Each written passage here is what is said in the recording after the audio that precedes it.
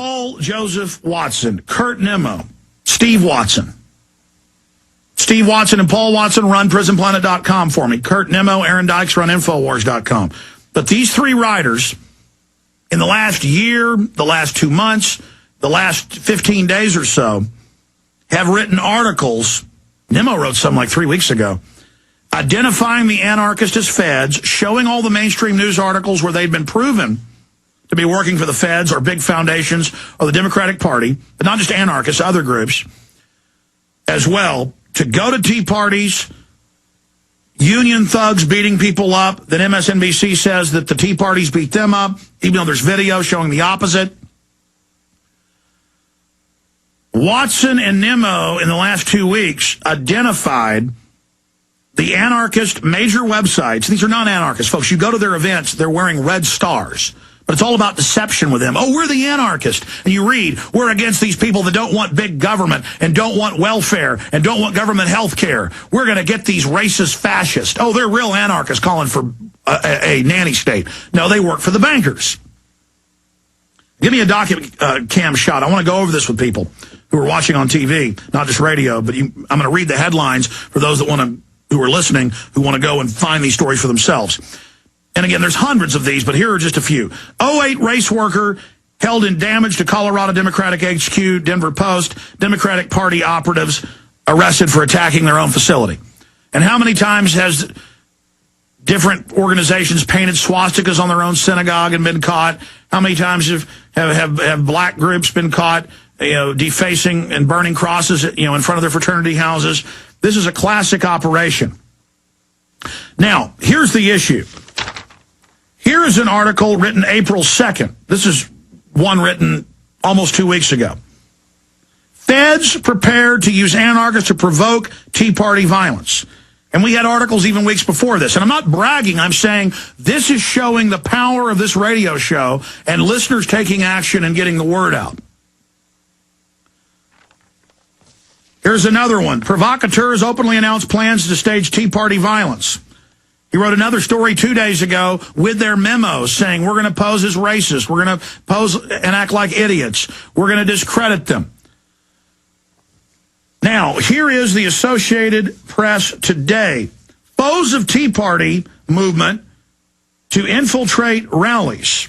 And they list Jason Levin that we have specifically listed in the last week.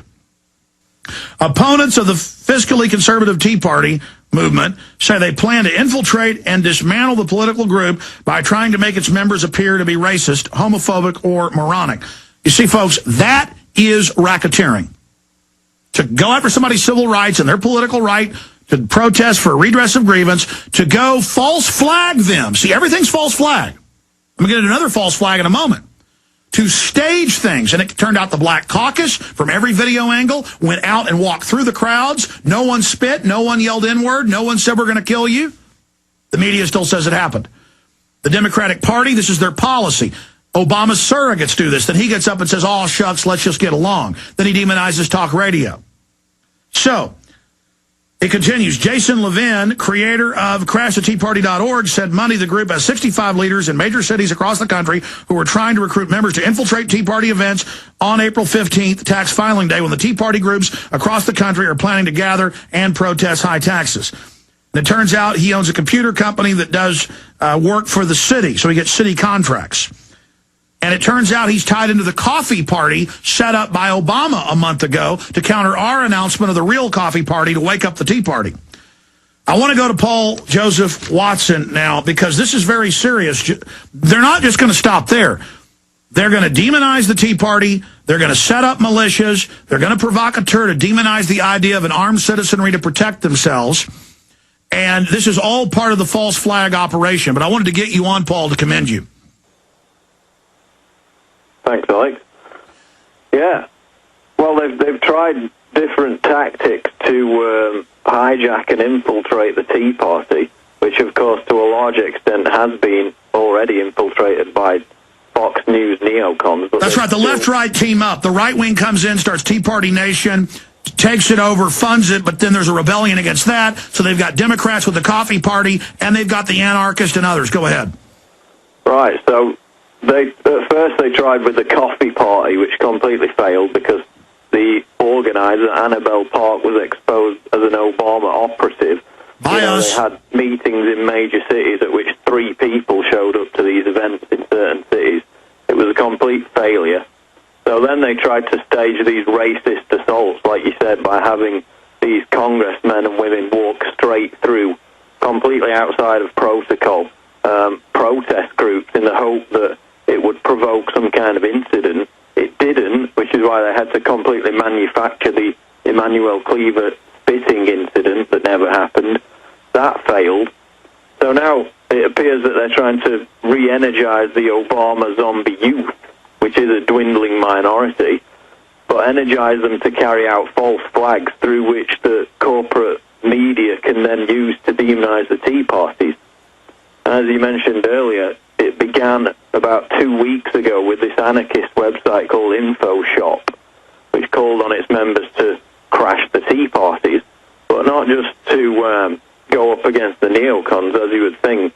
They mentioned directly by name Alex Jones conspiracy types, Ron Paul supporters, libertarians, gun owners. So they're going after everybody, not just the neocons. Which mirrors the Southern Poverty Law Center, FBI battle plan, where they keep demonizing yours truly because they know that we're truly creating a constitutional populist movement. And to digress for a moment, think of the true racism and the race baiting and the balkanization and the division that when we say we don't want government health care, we don't want new wars, racist. We don't like the banker bailout, racist. They are 24/7 invoking racial division. They are obviously a bunch of poverty pimps. This is how Chicago and New York control people in different racial groups. I mean, this is so criminal and so openly wicked. And because we're not racist, they've got to go in and now provocateur it. And this is a big blow to them that this is an AP.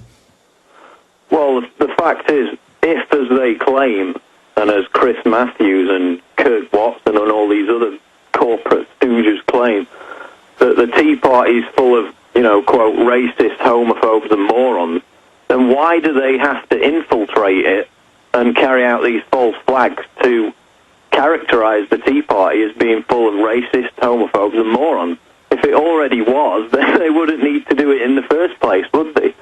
But this is all designed to serve up exactly the kind of propaganda that the establishment media is begging for to fulfill its characterization of anyone who expresses any kind of dissent against big government as a dangerous extremist. And what's ironic, as you mentioned earlier, what's rich is the fact that these so-called anarchists are nothing of the kind.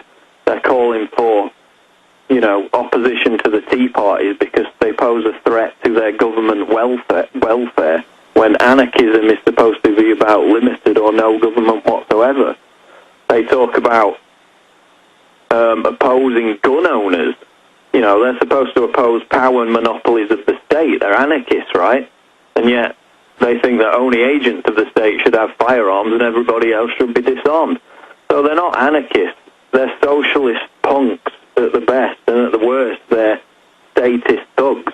And the establishment loves these kind of people because, as we've proven in the past, and as your police state movies, the early ones proved, they've been infiltrated by provocateurs at nearly every major global summit to cause mayhem and violence, which is then exploited to demonize peaceful demonstrators. And that's exactly what they're planning again with these false flags. Well, you're right, Paul. But again, we've been proven right in spades once again that the Black Congressional Caucus staged. The union thugs beating people up and then blaming it on patriots, staged. All of this is staged, and I have seen the anarchists come with the cops, leave with the cops. The anarchists have been caught all over the world, flown in by the governments, by the Ford Foundation. I've seen them handing out communist leaflets and then saying they're anarchist. This is such a sick joke. You got dirty, filthy, communist scum who all get government payments and socialist collectivist trash running around saying that they're anarchists or libertarians, that's another form of false flag against real anarchists, blaming them for what this scum does. Yeah, the rhetoric they're spewing about tea parties echoes precisely the same thing being put out by the corporate media. You know, the corporate media that anarchists are supposed to despise because it represents the propaganda organ of the state, and that is that most tea parties are racist extremists. That's what. And let me expand on that. When the national poll last week that you covered said that 40% are independents or Democrats in the Tea Party, and that's what scares the system. That's why they sent Sarah Palin in. She said the Republican Party must take this over because they don't want a true anti-incumbency that'll get people like Rand Paul in against neocon Republicans. Now,